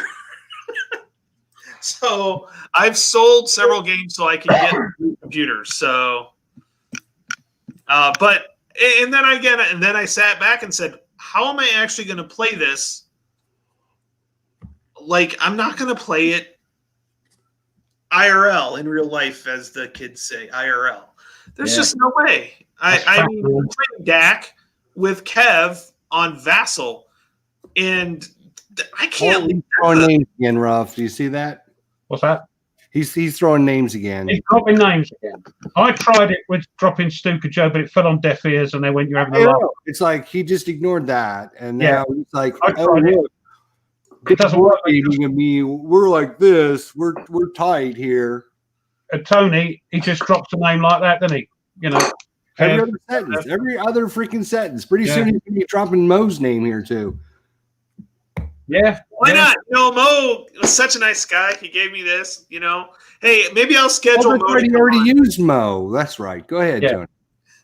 Maybe I'll schedule him to come on too. I can talk to him and see if he can do that. All right. Just so you don't already take credit, I've already got an email from He's him. already said yes. Because I don't want you taking more credit and getting your head even bigger. All right. I want to ask Herman. I don't know if he'll come on, but I'd love to ask Herman on. A lot of these designers seem to be great guys that just Herman is fun. He's a baseball fan as well, I think. So you two will get on with him, unfortunately. But there we go. I like what Mitch Land said in an earlier episode. Buy games that you want to play and try and master the game system you do buy. So choose carefully, but to each his own. Yeah, That's the problem. I don't ever try to, because everyone's different. I look at Hex to Hex, right? We had Hex to Hex on our channel, and like every week, he's got a new video with 1,000 counters, 2,000 counters on his table. I'm like, what in the hell? How do you even do that every freaking week? Just put a bullet in my head if I had to do that. That's what Hex does. That's what he's into. But that's the problem. I know. But I'm just like, I just don't understand how you. I'm not saying there's anything wrong with it. I'm just saying, how can you do that where you literally have to organize, sort, position, put down, figure out 2,000 counters every week? That's what makes him different from me and you two, Well, that's the thing about what Mitch said about buying a game and learning it. And it's like OCS. You've got to play it to learn it and play it well. It's like chess. It's that sort of thing. You've got to know. But that's the problem with YouTubers. We don't get the time to spend 6 months playing a game before we put a video out, we like to put videos out. So we put these. Well, I do. I'm talking about me now. You put videos out, and mistakes occur, but I love putting videos out of games and saying, "What do you think, guys?" in a sort of non-sayy way, you know. So I just put the videos out, and of course, I'm not going to learn the games. I'm not. Oh yeah. Well, you've got plenty of time. They go on a bit, so you can do a nice sort of 6-sheet game, you know. And get on. So this week has been a bad week for me, right? Because I got shit from all my sports game guys. It's funny how creative people can be about, you know, when you say something, right? And then you go back and what you say, oh, I'm never doing sports games again. I'm out of here. Goodbye, guys. See you later. And then you start doing sports games again. People are very creative in the way they can rib you. Let's just put it that way. They are very creative. You can go watch some videos. So now I've got that ribbon, and now I've got you guys ribbing me about trying to help you guys out in the wargaming community. All I do is trying to help people out, and then I take all the abuse for it. Why is that? That doesn't make any sense. All I can say is that me and Tony wouldn't be where we are today without your greatness. And I appreciate it, and I enjoy it. It's fun because, you know, it's like it is. And Heathwell kind of put a comment up. He said the mood of Tony and Kev playing Dak was great. He loved the banner in it that went on with it. Yeah, me and Kev, we actually kept it clean. I'll be honest with that. He said 100%. And I wanted to say that's one thing that I think people think wargamers are stiff and we're stuffy and we're uptight. If you've ever really seen, if you've ever seen two guys going at it on a table with a war game that know each other really well and are friends, you would not believe that at all, because, you know, like I said, me and Kev kept it clean yesterday. Because we were live, I didn't want to talk the way I usually talk when we go after it, because usually we're swearing at each other. You keep picture that mouth, do you? Yeah. I talk like a sailor very well. Let's put it that way. No offense to any sailors out there, but yeah, especially when I roll like I did last night. I rolled so badly, and it was so much fun. Yeah, exactly. Mo said, no way, they're the biggest bunch of clowns. Yeah, we are. There's a few. There are a few. They're everywhere. They're in everything. And unfortunately, you see those few, and those few ruin it for everybody else. Seriously, we're usually screaming and yelling about the freaking dice and rolling the dice horribly. I don't know one wargamer that says they roll dice well all the time. That usually we're like, oh, I chuck the dice horribly, and it usually goes both ways, or it comes in ebbs and flows. And I think it's my turn for our DAT game for me to start going down because I was rolling really well. So it's just fun, and I wish more people would watch that type of stuff. And from my limited experience of wargaming, it's everybody in the community is one of the best I've seen in any other community. You know, and I've seen some communities. Oh, the jazz community. Oh, don't get me on that. But this community is very welcoming. And even people making comments on the videos, they're all, yeah, well done. Don't worry about the mistakes. You know, thanks for playing it. You know, or you did this wrong, did that wrong. I don't mind me mentioning. Well, I get that all the time. I don't mind, because they're very kind and they're very nice about it, and that you don't mind that, because when you do something wrong and somebody says, well, I think you should have done that, it not only helps me out, it helps people out with the game as well. But seriously, the community, and I'm not being all sort of slushy, and I love the community, I really do, and you guys as well, and the guys in the chat, and it's I'm gonna well up there. It's our family. I really mean that. I really mean that. One of the best. I'm laughing at the comments about the dice. Throwing dice in the bin because they're cursed. Mm-hmm. Heathwell had a buddy that threw him through the window of the attic. And you guys have all seen Kev's trial of the dice where the hammer took out a die. So I think even Gibby's done that. And take some dice out and burn them. So he was doing something. He said, "These dice, they're going outside into the burner. I'm going to burn the buggers." And yeah, so we've all done it. I've thrown dice across the room and regretted it and think, where they gone? We've all done it. So yeah, but that's part of the fun, and the emotion, and I twisted my ankle playing the Hunters, a solo game. I twisted my hunter on my ankle on a live stream because of a freaking die roll. It's like, yeah. Speaking of the Hunters. Oh, yeah. Look, I told you, right? I am sorry, Ruff. I do apologize. I am sorry. Don't come from Rommel either. Oh. But my situation. I was all prepared. I thought, I'll go live. I'll have a go. Got the table, set it up.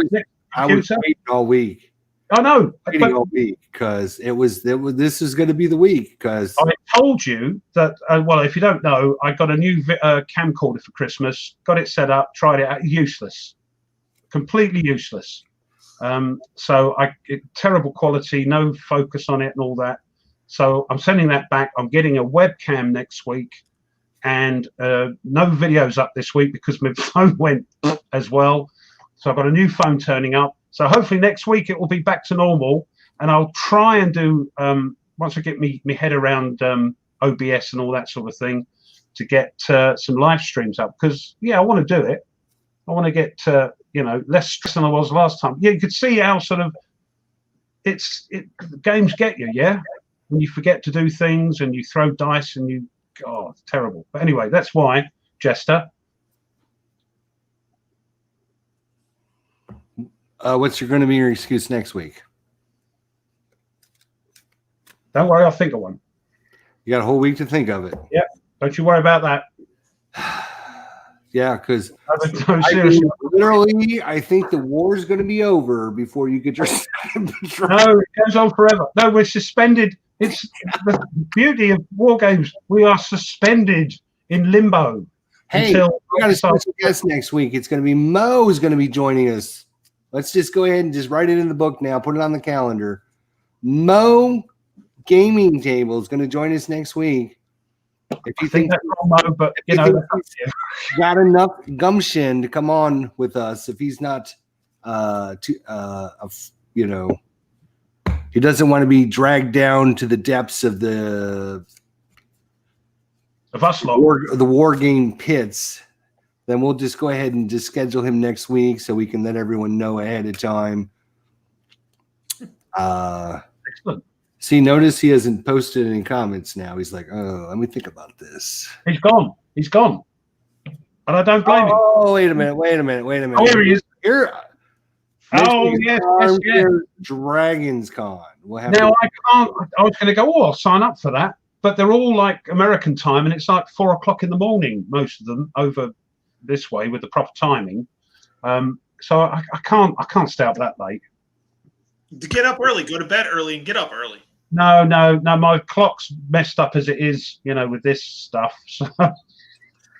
So I think he's doing like a Tony, he's like, I'll come up with some excuse, and then I told you. Maybe they'll just leave me alone. Yeah, he's had to think about it. No, yes, it's the AC/DC, isn't it? So yeah. Well, we'll get something scheduled for sure. I think let's see, Tony, you got someone scheduled, right? And then I got someone scheduled. Now I'll ask Herman Luttman, and I'll ask. You've been saying that for a year, man. Yeah, because you go, oh no, don't keep getting guests on. No, I can't rant. So if I can't rant, I can't. All right, that's true. I said we were only going to have one. All right, we're going to only have one episode a month with a special guest, because this way it doesn't take away from our awesomeness, right? Because when the special guests come on, for some reason, they want to babble. It's like it's all about them, right? They just want to talk about their stuff. Forget them. You're on to talk about us. That's why you're here. That's why we invite you. not to come in and talk about you or your stuff or your show or your game. You to come on to support us. You are a wheel in the cog of our awesomeness. If you don't accept that, then don't come on. Cold. I thought I put that tweet up for everybody. I don't know if Matt wants to come on. Matt White, the artist and game designer, So, I'll ask. They can only tell me to get lost, can't they? He's the artist for DVG, right?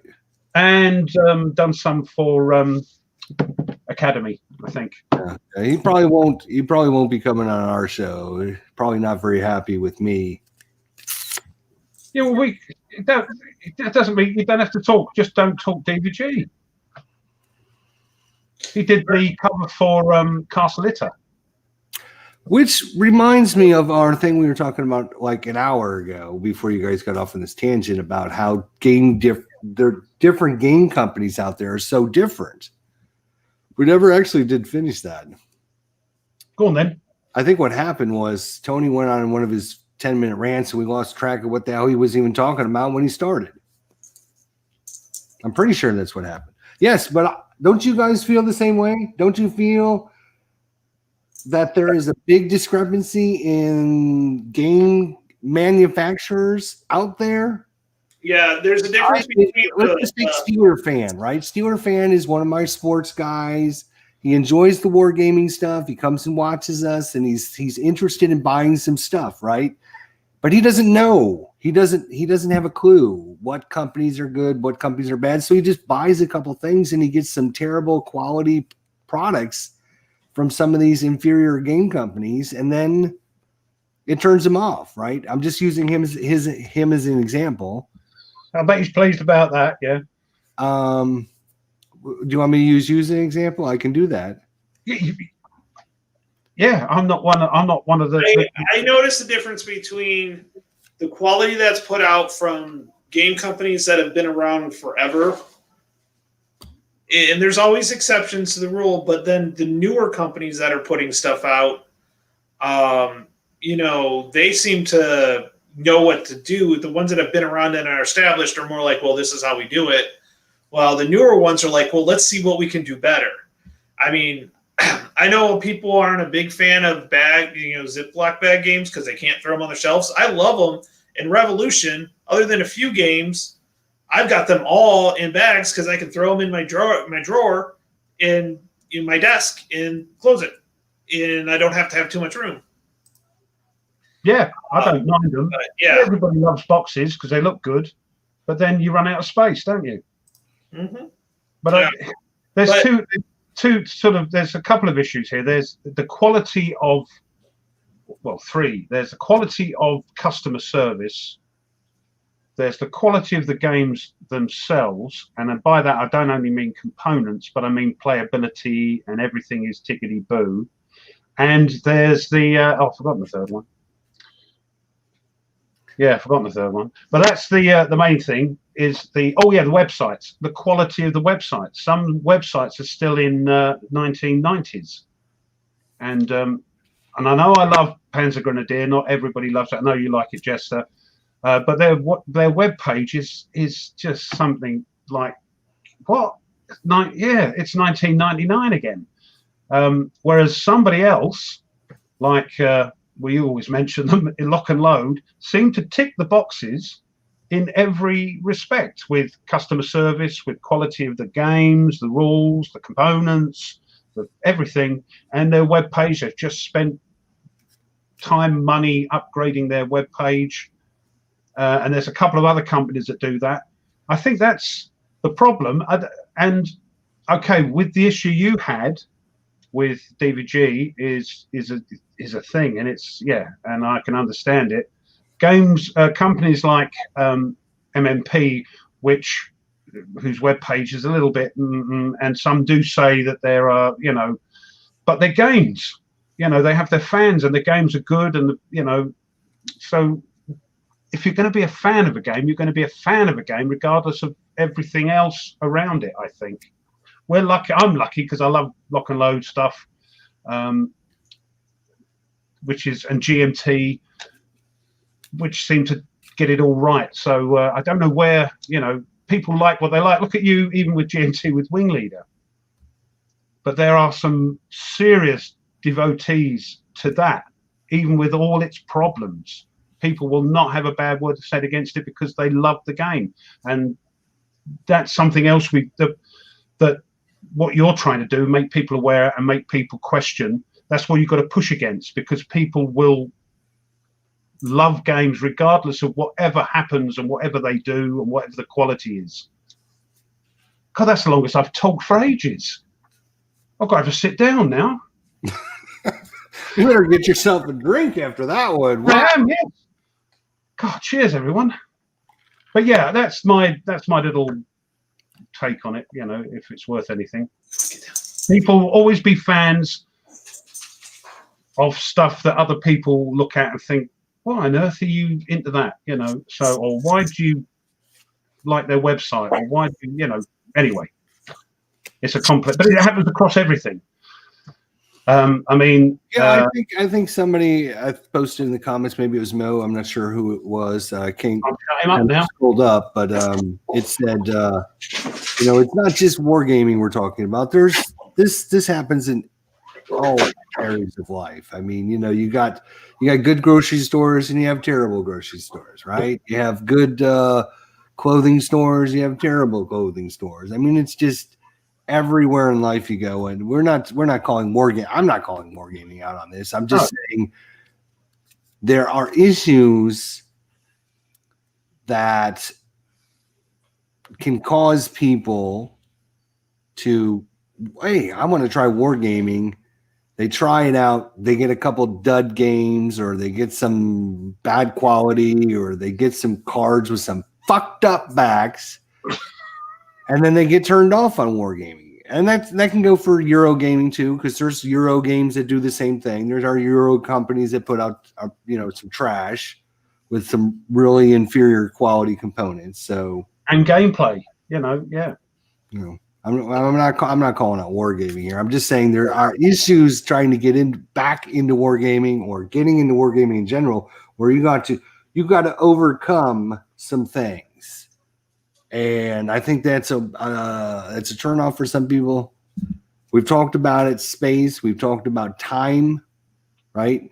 How many hours on average, how many hours a week would you say you spend in the wargaming hobby? Whether you're clipping counters, you're sorting counters, you're putting counters on maps, you're playing the game, you're videoing the game, you're recording the game, you're editing the video, whatever. How many hours on average do you figure you're spending a week in the wargaming industry? And then how many hours of that is actually playing the game? For me? For anyone out there? Well, for me, while they're typing in the doobies, not a lot. I don't play a lot. That's why I can't review games, because you play a game and it takes me nearly a week to sort the video out, to get it up. And then you're off on another game. The idea of getting the tables was not only so I can get two games out and learn one while I'm videoing the other, was maybe I'm fed up with that. I'm going to play a game I want to play and just play it. And maybe down the line, there might be a time when I take a week or two off just because I want to play a game without having the stress of videoing, which I love, by the way. But it does mean you don't actually get into the sort of bits and pieces of the game. You can't really get into it. You play the game, you think, yeah, I enjoyed that. I'll come back to that one day. But then there's the next game off the shelf that you've got a video. And some people have got that right and bring out a video every couple of months or whatever, because this is the game they're going to play. And this is the game I'm going to learn. And this is the game I'm going to play properly. Others will punch out 15 videos a week. And some others in between. I mean, it's who's the guy that's doing the counterattack? Doesn't bring out a lot of videos, take lots of time off. But when he brings out a video, he knows that game, barring silly mistakes that we all make. Yeah, he knows that game. Yeah, and he plays and he does the playthrough. So I think that's the problem with YouTube. guys and girls, is that if you're trying to get out videos on a regular basis because you like what you do, it takes a lot of time, and you don't actually get into the game, which is, unless it's a game and that's, for me, is the only downside of doing this nonsense. One of the comments when I was watching Ardwolf's clipping the other day, people said a lot of these monster games, they're just not play tested. And I think a lot of the monster games out there are more of shelf candy than actual plays. I'm not going to say all of them are or anything like that, but there's a lot of them that are like that, I think, that are just like, hey, let's put something huge and big out. Play test a little bit. I do know MMP seriously play test their games. Hungarian Rhapsody was play tested for years, and the new OCS Third Winter that's coming out, that has been play tested extensively. But I think a lot of the other, play testing is hard, which is, I made a comment, Mike was on last week, and I made a comment that he wants us to play some of the new stuff just so we can get some more play testers. Because they have their little clan of play testers, and there's nobody outside. Now, I know there's a game. I mean, a lot of reviewers got a copy of it from Kevin, and I'm going to be doing a video of it because it actually looks quite good fun. It's the Shores of Tripoli, the one with the wooden ships and all that sort of thing. But if you look at the play testers on there, there's a page and a half of play testers. Mm-hmm. It's not just like, the crew. And again, with those monster games, I think maybe they bring them out because of, in days of yore, you had clubs and organizations that were wargaming clubs, and they'd buy a copy of that for the club so all the members could play it. And that's where I can see these games being played and people having fun. But it is difficult to play test a monster game. I'm not blaming, right? And I'm not putting blame. I'm just saying, this is something when you buy a monster game, you need to think about. There are certainly. We're not knocking them. Right. There is a. I mean, if you think about it in the long run, right, there is so many hard, difficult, time-consuming things to get into wargaming. So if you are a wargamer, you are one of those dedicated fanatics to be in a wargaming, basically, because there is. If we were to tell people the trouble and effort that most people have to do to get into wargaming, most people would think we're crazy. I think most people would say, you're crazy. I would never do that. That's insane. So if you're into wargaming, you are definitely one of the proud and the few, as they like to say, because there is a lot of stumbling blocks to get into wargaming. Unfortunately, you've got to be. Yes, you have to be. But then that's like anything else. They might go, "You're bonkers to read your 100-page rule book and then spend hours poring over, moving bits of cardboard about to get the things right." But then you say, "Yeah, but you're mad to climb up that sheer face cliff there because you enjoy it." You wouldn't get me doing it. So it's all horses for courses, isn't it? I can understand why people go, "What?" But then we're all different. That's what I love about, this. And even within the wargame community, there is a spectrum, of people that will only play big. I mean, there's guys that will they'll do the miniature stuff, and they'll buy the little figures, and they'll build the little houses, and then they'll spend like freaking 30 hours painting all the scenery and setting it all up. And oh my gosh, it's thousands of hours of time. I'm sure Wardrobe is, I mean, if he was to count up how many hours of time that he spent doing his miniature gaming, I'm sure he's got probably a couple thousand hours in or more. But he does both. He's bonkers. It's true. There you go. That's great. And miniatures, you've got to be dedicated. You've got to paint them. And again, there's a spectrum of people that just go, splash, splash, splash. That'll do. And then there's other people who spend hours painting one figure, and they've Is got Tony another. froze up again? Is Tony froze up? I haven't heard from Tony for like 10 minutes. What's going I've on? muted him. That's why. He's just sitting there chilling. I'm good. Let's we're gonna wrap things up here, and we got about 10 minutes left, guys. So Tony and Ruff, what's your goals here short term this week? Your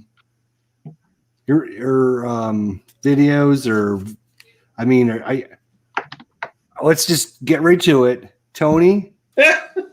are you going on with Big Board Gaming and leaving us to go over to his show? Let's just get it out in the let's get it out. So those of you who don't know, No. Tony went big time this week and kind of abandoned us for. I messaged him. I said, "Hey, I'm available Friday. You want to play?" He said, "Hell yeah." I said, "Okay." And then I said, "Will we schedule time?" He's like, "Can we live stream?" I'm like, "I'm cool with it." And that was that. So are you going back? Are you got another episode coming? I mean, is it going to be a regular scheduled thing, or just literally that was just a last minute thing, and just to do it. So what is your what's your plan this week? What do you got going on? SPQR, I'm going to work on more of that because it's really fun. I'm about halfway through, I think, of the game, because that's again a game that is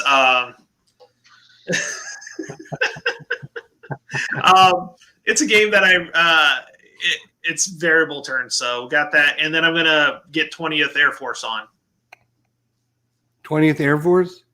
Yeah, that's the new Kickstarter that I had gotten, the solo game. Well, the counters went everywhere. Yeah. Because they're still sitting on my desk right now. And I was like, I'm just going to play this because it's out.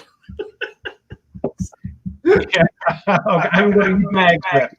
Oh, he needs me on. Okay, got it. Be careful who you wish to have on, Mo, because if you invite guy here, you might never get 2 words in. So you're taking a big risk. Love to, big but risk. taking a big risk. Actually, it'd be fun to have all 3 of us plus Mo and that show. That could be, yeah. I don't know who would get words in. I mean, they're just a ripoff of our show anyway. So I mean, they've been just copying what we do. I mean, let's be honest. Okay, that's kind of flattering to have them copying us. I mean, first we had Lock and Load following us, and then they had to back down. And yeah, they tried to do it on the same time as us, didn't they? Oh, they tried. They realized they were going to lose all their viewers to us, and that's cool. I mean, good job. That would be a lot of fun. But yeah, I mean, maybe if we were there, we can get them some more subscribers and stuff. I mean, that would be cool. That would be really cool. Take a notice, Mo. We can bring our 1,000 of people over there and show them and give them some love. So yeah, that'd be fun. Ruff, what do you got going on this week? Well, hopefully next week we can start recording again. I've still got Tokyo Express on the table there. I'm hoping to do the basic game, which doesn't involve a lot. Basically, you're learning how to move with a battle move and do some simplified combat with torpedoes and guns. So I'm hoping to bring that on. And then I want to do, as I said, now you've given me the seed of an idea of games that wargamers play when they're not playing wargamers. So thank you. And that's going to be a game that's a print and play game, very cheap. I think it's about $3. You have to print it out. There is a retail version. I'll go through it in the video, but it's called Desolate. And it takes about 10 minutes to play. And you basically have to find 5 power sources to power up. You're marooned on a space station and aliens are trying to kill you. You're trying to find these power packs. And if you do, you escape. If you don't, you're dead. But more than likely, you'll be dead. But it's one of those games you play in 10 minutes and then set it up again and go, now I'm going to get it this time and play it again. So I might get a bit of shtick for that because it's not a war game. But yes, wargamers play.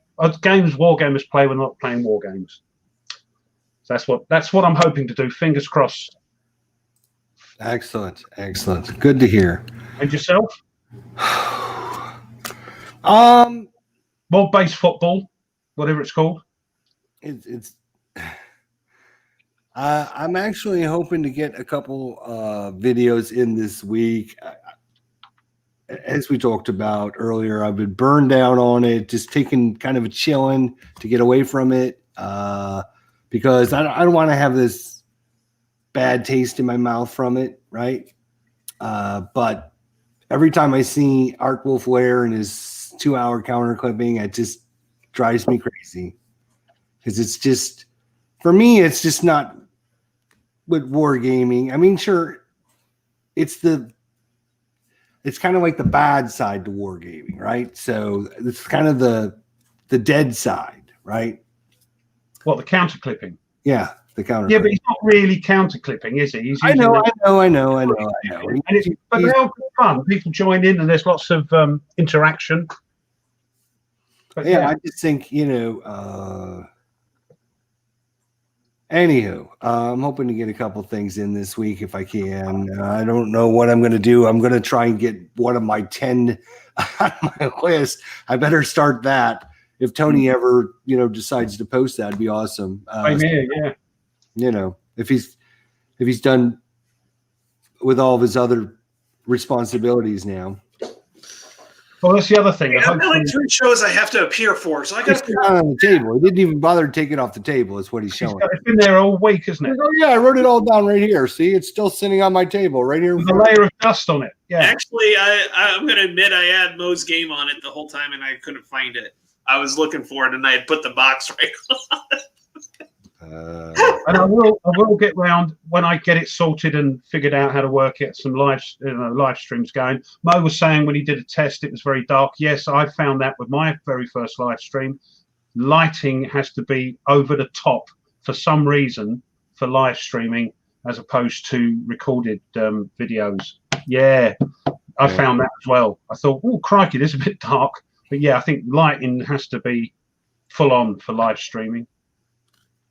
I didn't stop Hexdex. I just took a break. Everyone needs a break for a little while.